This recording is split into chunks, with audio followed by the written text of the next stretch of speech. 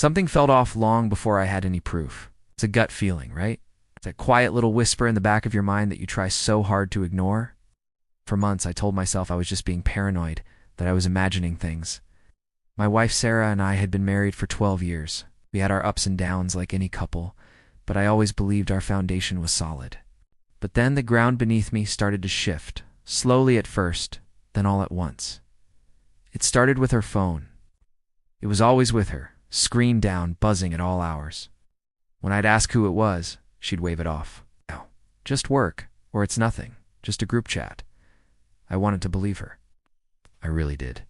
But the defensiveness in her voice was new. She started staying late at the office more often, claiming a big project was underway. I'd make dinner, wait for her, and she'd come home exhausted, barely able to string a sentence together before falling asleep on the couch.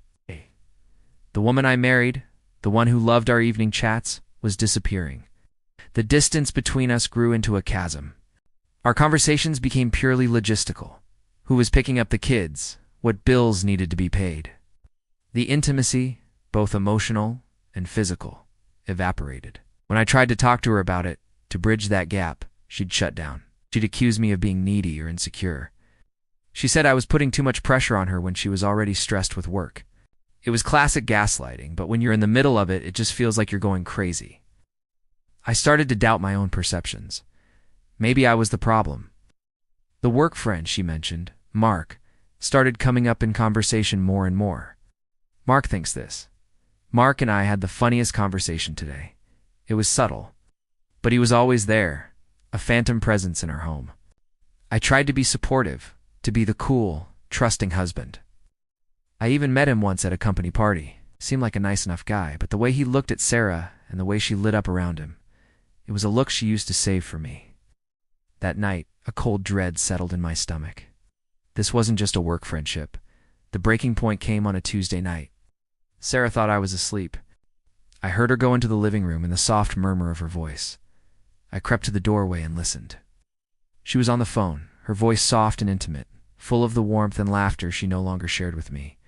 She was talking to him. Heard her say, "I wish you were here right now. You get me in a way he doesn't." That was the moment the illusion shattered. It wasn't about physical cheating. It was about the emotional betrayal.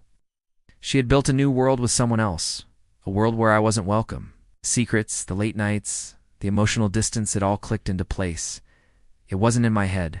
My gut had been screaming the truth at me for months. Confronting her was one of the hardest things I've ever had to do, but living in a lie was slowly destroying me. That quiet whisper I'd been ignoring had become a roar, and I finally had to listen. Thanks for listening to my story. If you've ever been in a similar situation, remember to trust your instincts. Please subscribe for more real-life stories.